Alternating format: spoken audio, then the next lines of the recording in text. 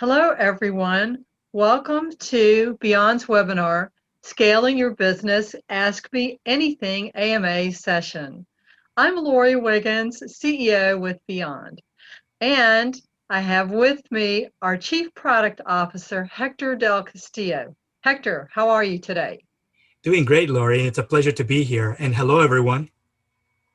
Great. Before we get started, we have a few housekeeping rules. First, in order to ensure excellent audio quality for everyone, we are in listen-only mode throughout the entire discussion. If you encounter any audio issues during the session, please refresh your browser and check your audio settings.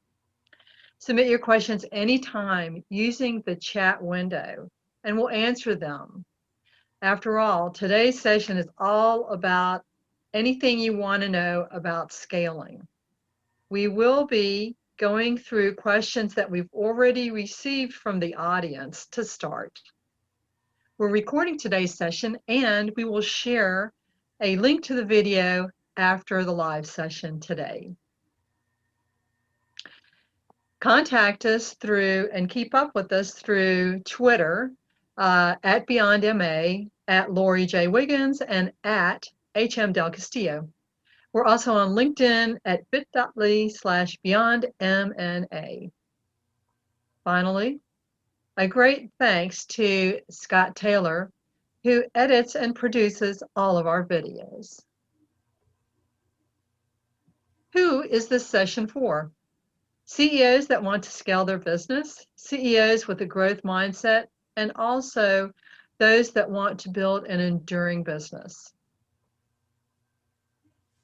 So we had this question from the audience, and we developed a graphic for it. Hector, this first question is yours. What is the difference between scaling and growing a business? I often get asked this question, and one of the things that I wanted to point out is that the difference is that on the left-hand side is what usual business growth is, and that is as your revenue grows, also your cost structure grows, mostly because you're either having to hire new people, more people in order to satisfy more customers. So yes, your revenue is growing, but also your cost structures are growing, and you're not necessarily growing the profitability of the business itself. Scaling is different in that you're not only growing the top line, your revenue, you're also growing the bottom line, your profitability, because you're doing two things. Number one, you're ensuring that as you are increasing revenue, you're also working on cost reduction in order to maintain your cost structures low. And even if you are able to acquire 20, 30 times more the customer base that you have today, if you're continuing to do cost reduction over time, you're able to then maintain, grow the profitability as well as the revenue of the organization. And that is in its simplest form, the difference between growing a company and scaling it. Thank you, Hector. Another audience question that we have is, how do I know if my company is growing? Now, this might seem on the surface of it a simplistic question, but it's actually a very excellent question. We were consulting with a company that just paid attention to its top line revenues. They didn't even think about profit. And they were all about growing their revenues. But unless both your revenues and your profits are growing, your business isn't growing. So you need to pay attention to that top and bottom line. Another question from our audience is, how big does my business have to be before I can scale? And on the surface of it, that too seems a very obvious question, but it's really about the series of questions that you need to ask yourself. Hector? Yes. So one of the things that we often get asked is like, is there a certain size that we need to be in order for us to begin working on scaling the business? And the answer is that it really depends. And it depends on whether you are in a market that is emerging and growing very quickly, or if you're in a more mature market. Often that makes a huge difference. It's much easier to focus on scaling your company, even as you are a startup, or let's say you're still a small business, when you know that for the next few years, there's going to be a lot of growth in demand and that is being projected. Maybe you're seeing some market reports and you're tracking what's going on, and demand is forecasted to be growing at a double-digit pace in the next 5 years. All of these things, are the things that you want to make sure that you're tracking and understand that in order for you to figure out, is this the right time for us to start preparing the company to scale? So often it's about understanding how are you doing compared to your direct competitors, and is a number of competition, is it growing, is it staying the same, what is happening? All of that will be varying on the industry that you're in or that the market that you're actually playing in. Sometimes it may be all those variables will actually help you understand that. But once you at least understand who your competitors are and you're benchmarking against them, you can start looking at comparing your own sales revenue and also the profitability of your competitors in order to start looking at benchmarking and see, are you the same, or are you doing better, or are you worse? All these things will help you at least understand what are the right performance metrics that you should be accounting in order for you to start putting together your plan as to how to scale your business. And Laurie, I wasn't really sure if you have anything to add about this particular question, but I think in the essence, you've had to track market, industry, demand, and then looking at, what are your competitors doing? That's really, I think, the main things that you want to do first. I agree. And also, it's important that you have good growth in your business before you decide to scale, and that you are profitable today, and that you have strong cash flow and repeatable sales.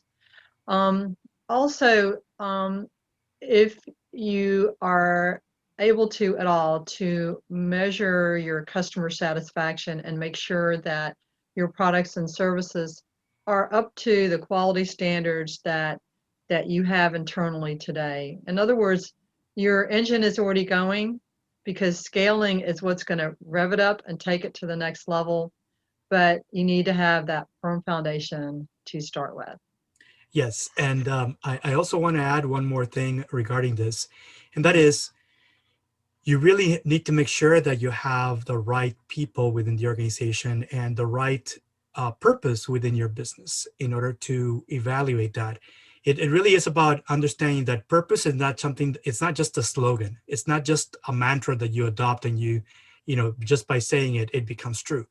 It really is that founders and executives need to look at, how do you create the purpose of your organization and then embed it as part of your company's DNA.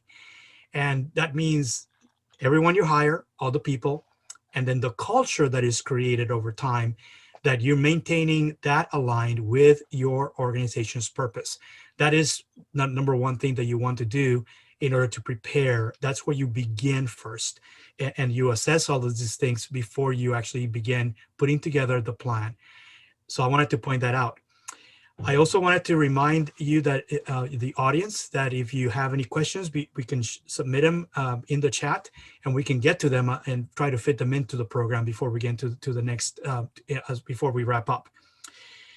Great, Hector. Thank you for that.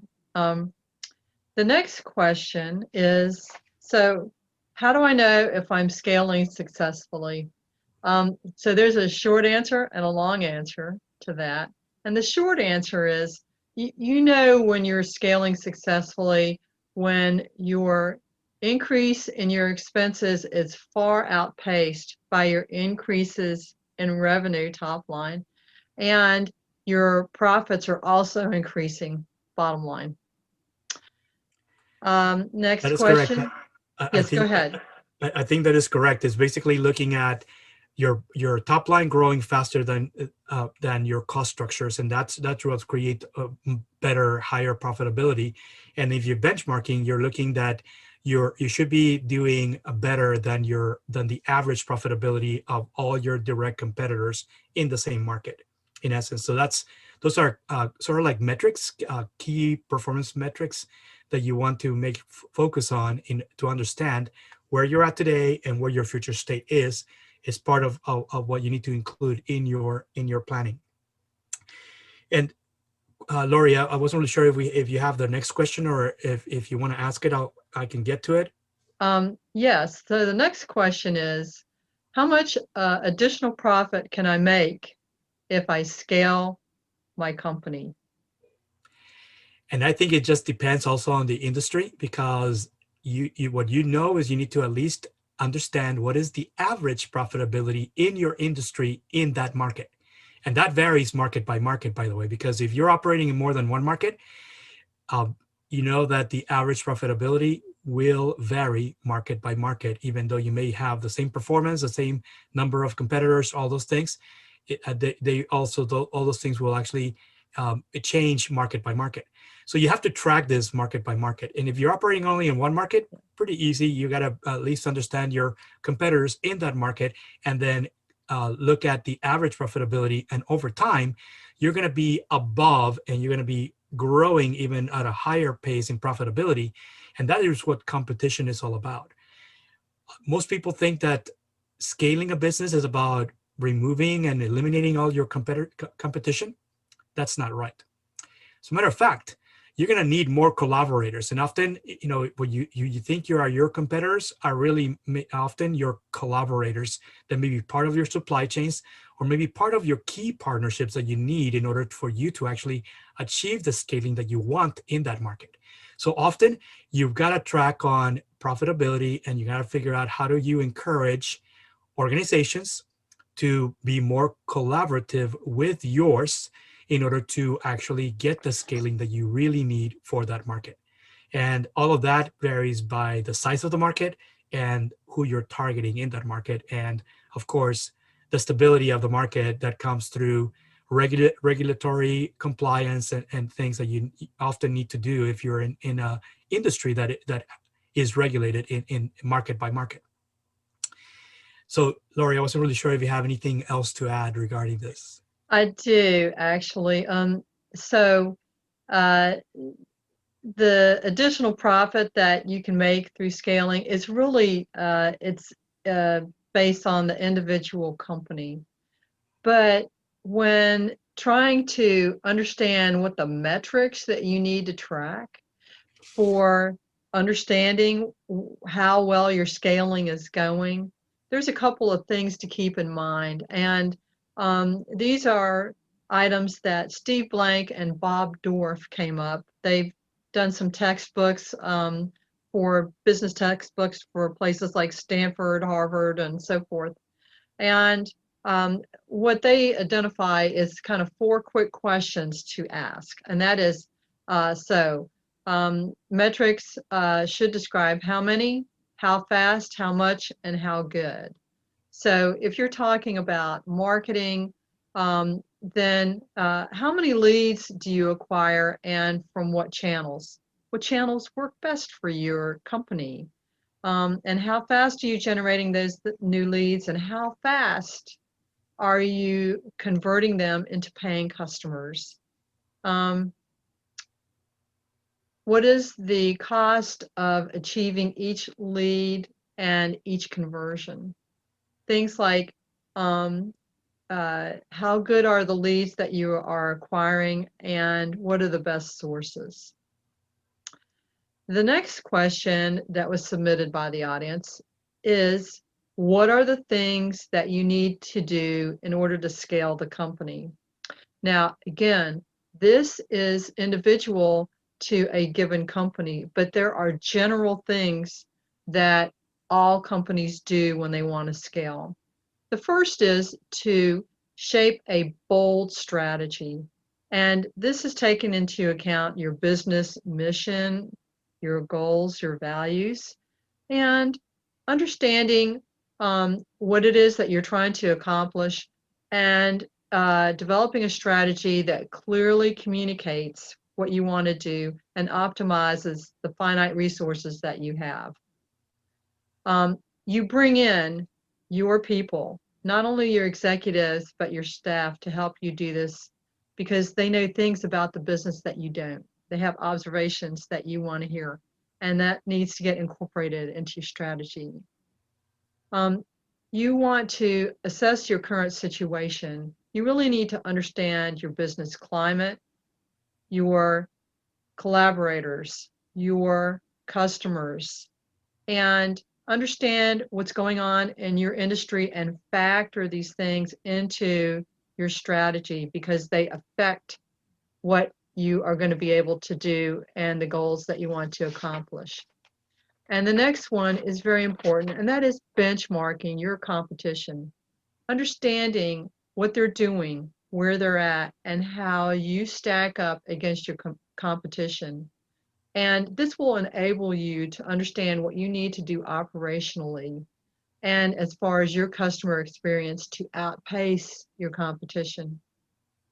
The next one is understanding how to boost your customer value.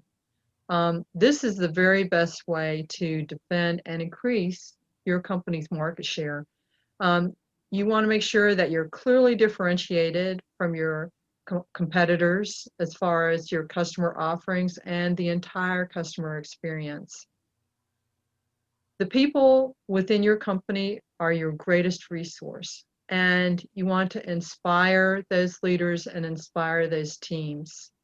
Building and nurturing great teams is the way to implement your solid strategy that you now have in hand. This is the way to create those consistent, superior results that you're looking for. You also want to leverage your collaborators and establishing, if you don't have them already, mutually beneficial partnerships that can leverage yours and theirs creativity, experience, and resources, both up and down the supply chain. Also to, if you don't already have them, establish and nurture recurring or residual revenue streams. And this means a recurring revenue stream is one that continues to pay after an initial customer action. So if you have, say, a software as a service SaaS platform and you're selling 12-month licenses, that license is an example of a recurring revenue source. So you want to emphasize those recurring or residual revenue sources. And also looking at how you expand your portfolio. And it can be any one or a combination of expanding your company's coverage, in other words, expanding your market share, addressing and getting into additional customer segments, or expanding your offerings. The next question for you, Hector, is what are the most common pitfalls that are encountered when you try to scale your company? So I think the first one that is here is that you may have a strategy and it's not clearly enunciated within the organization. Or the strategy, when you break it down into goals and objectives, your goals are not audacious, bold enough to actually ensure that you get more than just regular growth, that you're actually growing faster than the market or the competition is growing. And that's really what scaling is all about, is really understanding what is the current growth rate and that you're able to get the similar growth rate that is expected for the entire market, or you're actually outpacing the forecasted growth rate for that market. And often that's what scaling is all about. So if you're saying that, let's say your growth rate for the entire market is set for 20% as far as for the next year, and you only set the goals to grow by 10 to 15% because you don't think you can actually achieve greater than 20% growth. That is, an example of, setting your expectations too low. And therefore, by the time you're done, you know that, yes, you achieve growth, but you didn't scale, right? So often you want to have big, audacious goals. You want to have also a set of achievable goals, and then break those down to objectives, and make sure that you set the expectations that you expect some of the audacious goals to not, you're not necessarily going to be achieving them 100%, but even if you get 80% there, you're doing better than just the regular growth rate that you had expected. You also want to make sure that you're defining the right customer segments and then understand their expected customer journeys in order for you to continue to boost perceived customer value that Laurie spoke about. And sometimes what I find is that in most cases, you're gauging value based on your organizations as the value of your customers, but you're not really either testing or ensuring that the perceived customer value is also rising in order for you to not only retain, but also acquire new customer segments. And often maybe your teams are actually focused too much on functionality and features rather than focusing on new problems that your customers are looking for solutions for. And sometimes they may need reinvention of your solutions, or maybe repackaging, repositioning of your offering. And often that usually feeds the decisions as to what you do or don't do with your product portfolio. So often, if you're just focusing on features and functionality being requested by customers, that may not necessarily be enough. And I would say will not be enough, especially if you're trying to acquire new customers. So you really have to start looking for and enabling your teams on understanding who are the right customer segments that are rising right now, and what are the problems that they care the most about that they're looking for solutions for. And then how do you design a solution that fits that segment in that market? Because those would be different than whatever you or your competition is offering today. Those are opportunities, and you need to find those opportunities, work on finding the right problems to solve.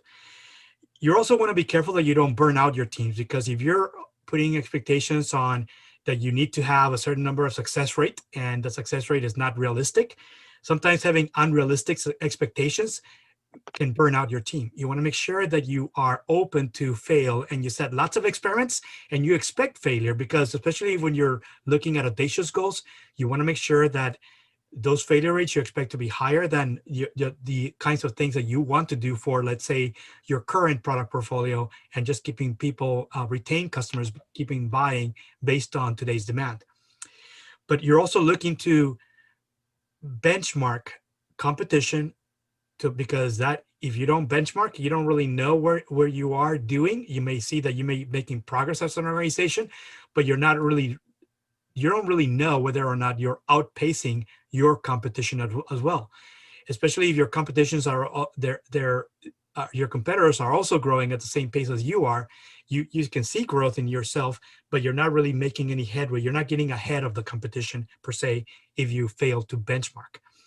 And then finally, you want to make sure that you have the right incentives, the right rewards for everyone in the organization, not just customer-facing people like marketing, sales, and customer service, for example, but everyone. You've got to make sure you incentivize them the right way in order for you to keep them engaged and inspired on and assuring that your objectives, your goals and objectives are being met, and that you reward them when they actually exceed or meet the expectations of what you agreed was going to be the minimum that you needed to achieve. And all of this has to be built into your plan.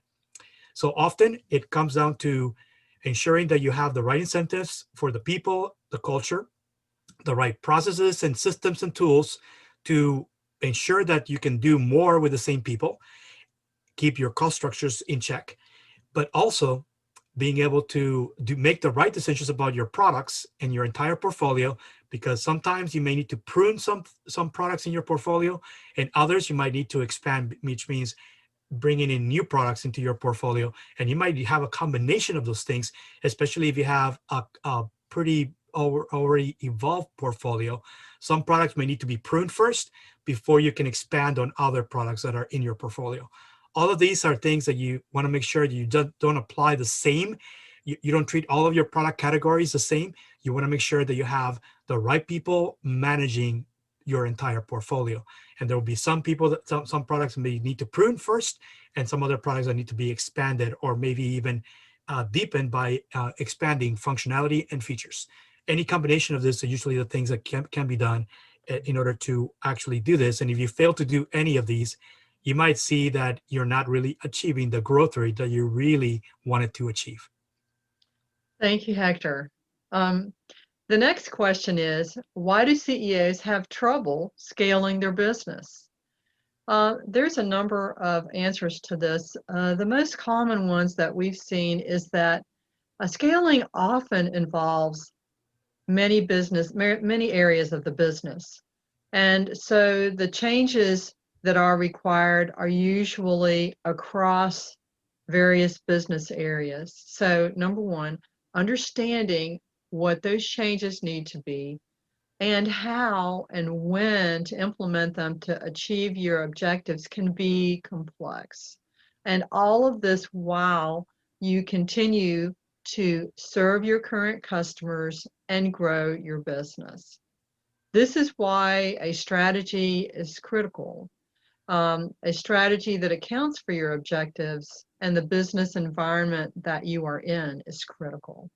And it points the way forward, and not just for you or for your executives, but this is transmitted to all of your employees too, to make sure that they are involved, that their input is incorporated into the strategy, and that they have skin in the game, that they care about it so that they will implement it appropriately.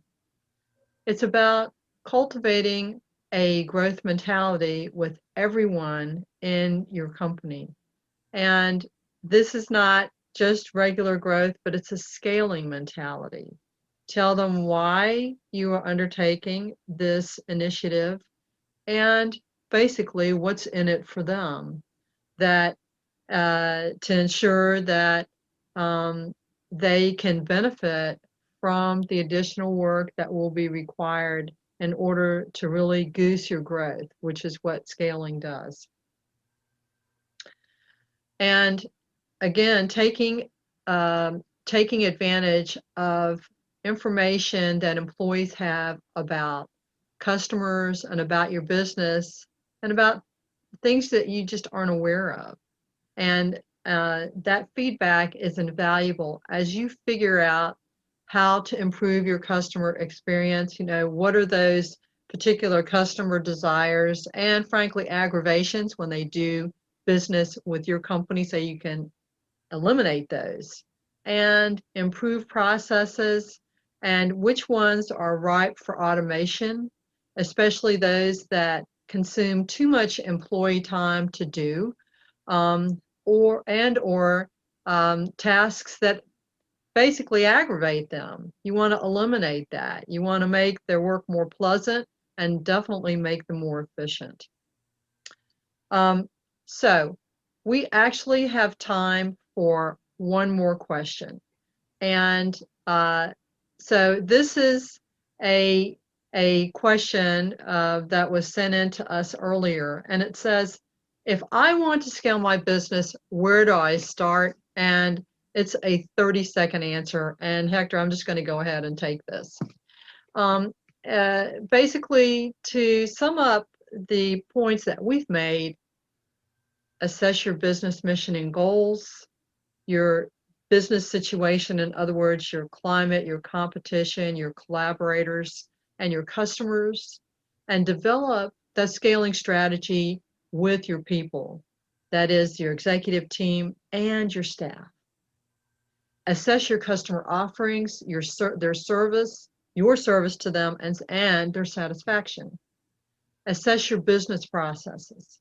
Identify where and how you need to streamline and invest to achieve your scaling goals, and thoughtfully execute your plan even as you are serving your customers today, day to day. Finally, a word about Byond, and that is we help mid-market technology and software companies scale, buy, and sell. And here's how to get in touch with Hector and I. I'm at Laurie at beyondma.com, and I'm also on LinkedIn. Hector can be reached at Hector at beyondma.com, and he's also on LinkedIn. And our website is www.beyondma.com. Also, one thing I want to mention is that we're coming out with an ebook on scaling, and that will be available within the next week or two, and we will email you about that. Thank you for joining us today. Hector, did you have any other questions before we end the call? Just wanted to share and thank the audience for being here, and let us know, reach out to us if you have any questions, any additional questions. We want to thank you for all the questions you submitted. And if we did not get to your questions, we will, to your question specifically, we will get back to you and answer them via email offline. And thanks so much. Have a great week. Thank you all for joining us, and see you next time.